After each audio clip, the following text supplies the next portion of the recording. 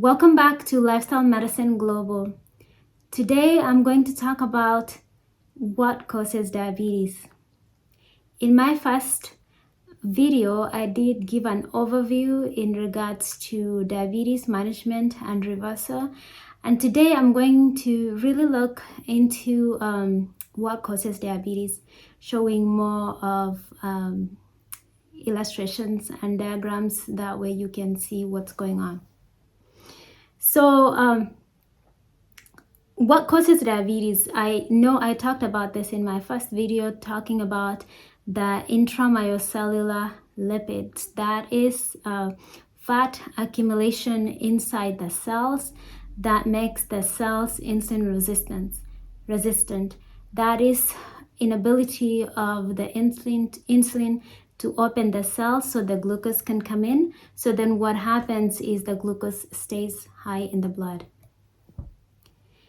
And here you can see a diagram showing insulin just hanging around outside the cell, and the insulin key, which is the key, is not really able to enter the lock to be able to open it. And this again shows the intramyocellular lipids, just fat, a cell that's full of fat, and glucose just hanging around, and insulin, which is the key, is just also not able to open the cell to allow the insulin to come in. So what happens if you have all these sugar now in the blood instead of inside the cells? What's going to happen? You are going to be lacking in glucose. Glucose is what powers your cells. So you are going to be feeling tired, feeling hungry, and your body is asking for sugar, for energy, and it's still high in your blood. You're going to crave sugars. You are going to feel tired. You're going to have headaches, aches and pains, and other symptoms like that. The effects on your other organs also are shown here. As you can see, the excess fats affect your liver. The non-alcoholic fatty liver disease is becoming very, very, very common. I see patients all the time with elevated liver enzymes, and we do blood work and do ultrasound of their abdomen, and their liver is fatty. The liver is full of fat, and that increases insulin resistance as well.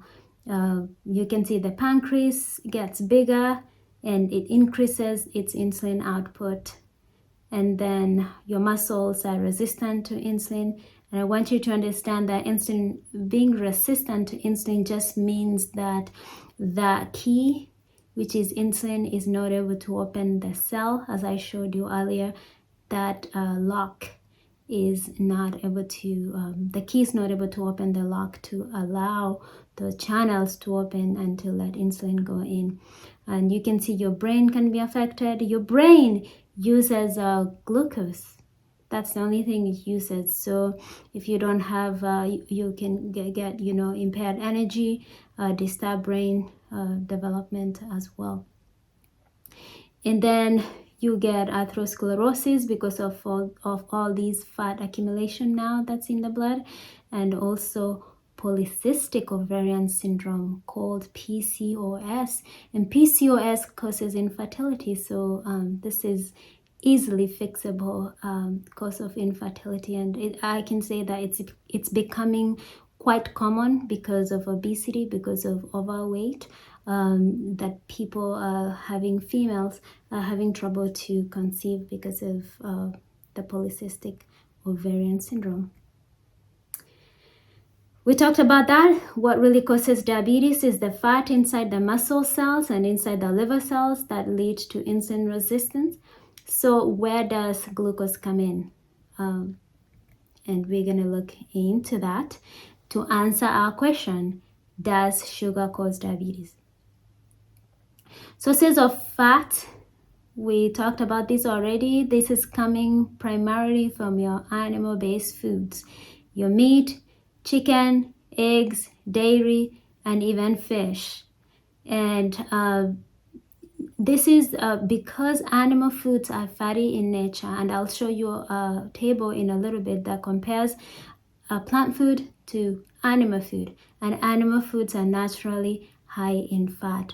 And when we are, especially I'll talk for America, when we are in a culture that the foods we eat are basically mostly animal-based foods, we're going to intake a lot of fat, and that fat is going to accumulate in the body, leading to obesity, leading to insulin resistance. Processed foods as well, because this factory made foods, they have quite a lot of oil, so those can be a problem as well. And I'll say, especially for America, where people want those quick meals, so they get foods that are cooked already, and these foods have a lot of oil. And they, it may be butter and even vegetable oil, nut oils, and even olive oils that we think that they are better. It is still oil. Know that oil, refined oils, is one of those foods that is 100% fat. It's 100% oil. So just a teaspoon of oil is easily 100 calories. So these are really high calorie foods. And we talked about the refined foods, and these are a problem as well. And there are cultures that really love to fry their foods. They love to cook their foods in lots of oils, and this is a problem that can cause the excess fat in the body and increased weight. So, does glucose turn into fat? Actually, glucose primarily does not get turned into fat. I'm talking about like excess glucose, because when you intake food, that has starch that gets, or carbohydrates that gets broken down to glucose, your body uses it for energy. Some of it gets stored in your liver and in your muscles as glycogen, so you can use it in between meals, like later. And excess glucose will rather be burned off than being stored as fat, because the process to turn glucose into fat is very inefficient in the body. So the body will rather not do that. And I've seen people do this where they say, they eat and then they go for a walk, right? They're like, oh, I just need to get up and go for a walk. They want to burn it off. Or you've seen kids becoming hyper after intaking a high sugar food. And as parents, we know this, like, oh, don't give the kids high sugar foods right before bedtime because they're not going to sleep. Why? Because the body will rather burn that glucose off than convert it to fat. So, fat gets stored as fat, period. Right? Whatever fat that we are eating, it gets turned into fat. And fat is supposed to be a reserve, meaning that it's supposed to be used when you're starving, when you really need energy, you can't get glucose, then your fat stores get used. So then what happens in situations where we are, overfeeding, overeating, the fat is not being used. So we eat the fat gets stored. Guess what? The fat cells get bigger and bigger and bigger, and basically that's how you gain weight. And then that fat, when those fat cells become full of fat, that fat gets spilled into your blood and leads to high cholesterol and fat being in different organs and different places in the body. But yes, it's the fat that leads to weight gain. If you see here on this chart, if you compare a plant-based diet and animal-based diet, animal-based food, 500 calories will give, when it comes to plant foods, no cholesterol, zero cholesterol, but animal food on average will give you 137 milligrams of cholesterol. You can see the fat intake. The plant foods, it's only 4 grams of fat, and the animal food is 36 grams of fat. And you can see that the protein is comparable. And look at iron. Iron in the plant food is much higher. It's 20 for plant foods compared to 2 in animal food. And you can see other nutrients being really high. Look at folate. look at calcium, look at magnesium. These are all really good nutrients for our body. So at the end of the day, you're getting more by eating plant foods than eating animal food. You're getting more nutrition, you're getting less calories, you know, and basically just staying lean and healthy for the most part than eating your high fat, high calorie animal food. When it comes to protein, if you're eating primarily animals, you're going to get excess protein. That kind of happens because it's hard to eat just a palm size of meat.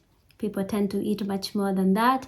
And what happens is we end up with these excess proteins in the body, and the excess protein can be turned into fat, and excess amino acids are excreted through the kidneys. And this is a problem too, because excreting these amino acids through the kidneys puts a strain on the kidneys and pressure on the kidneys, and it can worsen kidney disease, or it can even lead to new kidney disease. So this is not a good thing. And it's more especially with the animal protein, because animal protein is acidic. Those amino acids are sulfur amino acids, and they're acidic, and that can injure the kidneys too. There's a chart here that's comparing plant-based protein and animal-based protein. So you can see that it's easy to intake excess protein when you're on an animal-based diet compared to when you are on a plant diet. So in conclusion, if you cannot convert glucose into fat, then guess what? Glucose is really not going to be the reason why you're getting obese, getting overweight. It's the fat from the animal food, the fat from processed foods, and the fat from refined foods. And you know what tends to happen is people that eat a lot of this animal food are also eating highly processed foods, so they get a double dose of these fats, and this is leading to increasing weight.